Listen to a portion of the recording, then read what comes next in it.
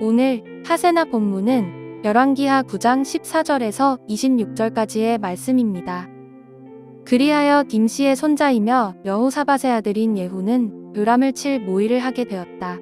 그때의 요람은 이스라엘 전군을 이끌고 시리아 왕 하사엘과 맞서서 길르앗의 라못을 지키고 있었다. 요람 왕이 시리아 왕 하사엘과 싸울 때 시리아 사람에게 다친 상처를 치료하려고 이스라엘로 돌아와 있을 때였다. 마침내 예후가 말하였다. 장군들이 나와 뜻을 같이 한다면 아무도 이 성읍을 빠져나가서 이스라엘에 이 사실을 알리는 일이 없도록 해주시오. 그런 다음에 예후는 병거를 타고 이스라엘로 갔다. 요람이 그곳에서 병으로 누워 있었다. 유다의 아하시야 왕은 요람을 문병하려고 벌써 거기에 와 있었다. 이스라엘의 망대 위에 서 있는 파수병이 예후의 군대가 오는 것을 보고 은군대가 오고 있습니다 하고 외쳤다. 그러자 요람이 말하였다. 기마병을 보내어 그들을 만나 평화의 소식이냐고 물어보아라. 그리하여 기마병은 그들을 만나러 가서 말하였다. 임금님께서 평화의 소식이냐고 물어보라 하셨소. 그러자 예후가 말하였다. 평화의 소식인지 아닌지가 너와 무슨 상관이 있느냐? 너는 내 뒤를 따르라. 파수병이 왕에게 보고하였다. 그들에게 간 전령이 돌아오지 않습니다. 그리하여 왕이 두 번째 기마병을 보내자 그가 그들에게 가서 말하였다. 임금님께서 평화의 소식이냐고 물어보라 하셨소. 그러자 예후가 말하였다. 평화의 소식인지 아닌지가 너와 무슨 상관이 있느냐? 너는 내 뒤를 따르라. 파수병이 왕에게 또 보고하였다. 그들에게 간 전령이 또 돌아오지 않습니다. 그런데 미친 듯이 말을 모는 모습이 nim시의 아들 예후와 비슷합니다. 이 말을 듣자 요람은 병거를 준비하라 하고 명령하였다. 병거를 준비하니 이스라엘 왕 요람과 유다 왕 아하시야가 각각 자기의 병거를 타고 예후를 만나러 나가서 이스라엘 사람 나봇의 땅에서 그를 만났다. 요람이 예후를 보고 예후 장군, 평화의 소식이오? 하고 물었다. 예후는 당신의 어머니 이세벨이 저지른 음행과 마술 행위가 극에 달하였는데 무슨 평화가 있겠소? 하고 대답하였다. 요람이 그의 손에 쥔 말곶비를 급히 돌려 도망하면서 아하시야에게 소리쳤다. 아하시야 임금님, 반역이오. 예후가 힘껏 활을 당겨 요람의 등을 겨누어 쏘자 화살이 그의 가슴을 꿰뚫고 나갔다. 그는 병거 바닥에 엎드러졌다. 예후가 요람의 빛깔 시종무관에게 말하였다. 그 주검을 들고 가서 이스라엘 사람 나봇의 밭에 던지시오. 당신은 나와 당신이 그의 아버지 아합이 뒤에서 나란히 병거를 타고 다닐 때에 주님께서 그를 두고 선포하신 말씀을 그대로 기억할 것이오. 주님께서 아합에게 내가 어제 나봇과 그의 아들들이 함께 흘린 피를 분명히 보았다. 바로 이 밭에서 내가 너에게 그대로 갚겠다. 이것은 나 주의 말이다 하고 말씀하셨소. 이제 당신은 그 주검을 들고 가서 주님의 말씀대로 그 밭에 던지시오. 이제 예후는 이스라엘의 왕 요람을 칠 모의를 구체적으로 하게 됩니다. 마침 요람이 시리아 왕 하사엘과 싸울 때에 부상을 입게 되었고 그 상처를 치료하기 위해 이스라엘로 돌아와 있었습니다. 이 장면은 열왕기하 8장 28절에서 29절에 이미 언급된 것인데요. 이 때를 놓치지 않고 예후는 군대를 일으켜 군사행동을 시작합니다. 여기서 주목하게 되는 하나의 단어가 있는데요. 그것은 바로 21절에 나오는 나봇입니다. 이스라엘의 왕 요람과 유다의 왕 아하시야가 예후를 만나러 가서 이스라엘 사람 나봇의 땅에서 예후를 만난 것이죠. 이스라엘 사람 나봇의 땅, 즉 나봇의 포도원이 어떻게 아합과 이세벨에게 뺏겼는지, 그리고 나봇과 그의 가문이 얼마나 비참한 죽음을 맞이했는지는 우리가 이미 잘 알고 있습니다.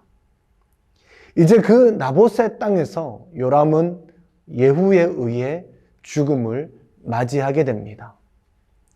25절에 보니까 예후는 요람에게 화살을 쏘아 죽인 후에 그의 죽음을 이스라엘 사람 나봇의 밭에 던지도록 명령합니다. 이렇게 명령을 하게 된 계기가 있는데요. 25절과 26절을 보면 예후는 이전에 요람의 아버지인 아합을 수행했던 것으로 보입니다. 그때에 하나님께서 엘리야를 통해 아합에게 하신 심판의 메시지를 그대로 들었던 것 같습니다. 예후는 그 심판의 메시지를 명확하게 기억하고 있었습니다. 내가 어제 나봇과 그의 아들들이 함께 흘린 피를 분명히 보았다. 바로 이 밭에서 내가 너에게 그대로 갚겠다. 이것은 나 주의 말이다. 이 말씀을 기억하고 있었던 것이죠. 25절에서 26절에 예후는 주님께서 선포하신 말씀, 주님의 말씀대로라는 표현을 반복적으로 사용하므로 지금 이 일은 하나님의 예언이 성취된 사건임을 강조합니다. 오늘 말씀을 묵상하는 중에 17절에서 22절에 7번이나 반복되는 단어 하나가 눈에 들어오는데요. 그것은 바로 평화 혹은 평화의 소식입니다. 히브리어로 샬롬이죠. 여러분 한번 보십시오. 아합의 가문이 통치함으로 이스라엘과 유다 땅에는 우상 숭배로 더럽혀졌습니다. 백성들은 헛된 우상을 따랐고 바알의 제사를 지냈습니다. 이세벨이 저지른 죄악, 즉 음행과 마술 행위가 극에 달했는데 무슨 평화가 그 땅에 있었겠습니까? 우리가 이미 묵상한 것처럼 왕은 나봇의 포도원을 빼앗기 위해 나봇과 그의 가문에 누명을 씌워 죽이고 멸망시키고 빼앗아 버립니다.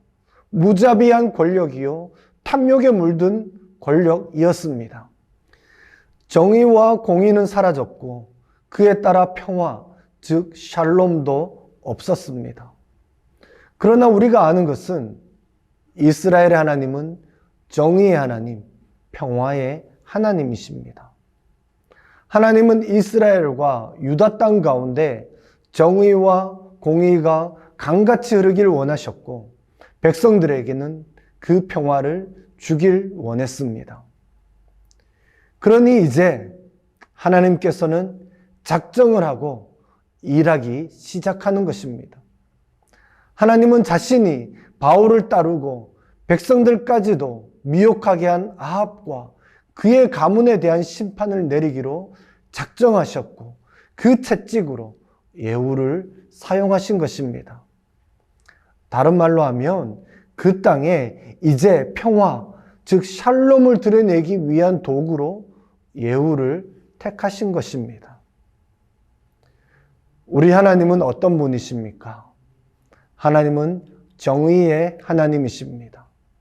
따라서 아합과 그의 가문이 행한 죄악에 대해 정확하게 갚아 주시는 분입니다. 세상의 모습은 어떠합니까? 저는 좀 전에도 나눈 것처럼 예후가 그의 군대와 함께 오는 것을 보고 평화의 소식인지를 물어보는 장면이 참으로 아이러니했습니다. 자신은 아합 가문을 따름으로 이스라엘 전체의 평화가 아니라 불의와 불법, 갈등, 착취, 탐욕, 마술과 음행이 가득한 세상을 만들어 놓지 않았습니까? 그런데 정작 자신은 평화의 소식을 기대하고 있으니 말입니다.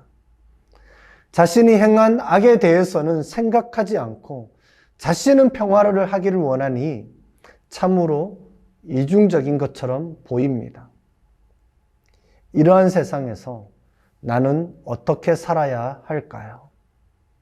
마태복음 7장 12절에 그러므로 무엇이든지 남에게 대접을 받고자 하는 대로 너희도 남을 대접하라. 이것이 율법이요 선지자니라 라는 말씀이 있습니다. 내가 평화의 소식을 듣기를 원하면 나는 평화의 행동을 해야 하는 것입니다.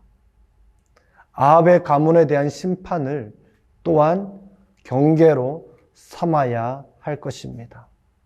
오늘날 우리 안에 들어와 있는 바알 숭배의 또 다른 형태는 돈과 권력을 숭배하고 그것을 얻기 위해서라면 불의와 불법을 동원해서라도 얻고자 하는 탐욕입니다.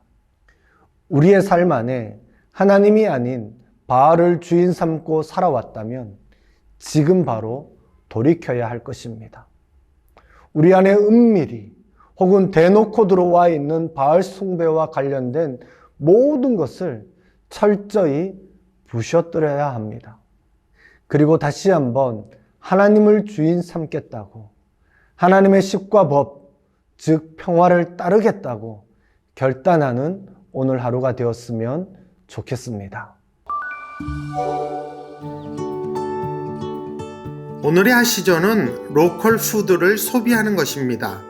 지역 경제 활성화뿐 아니라 신선한 재료를 통해 맛있는 음식도 맛볼 수 있겠죠. 오늘의 하시조 함께 하시죠.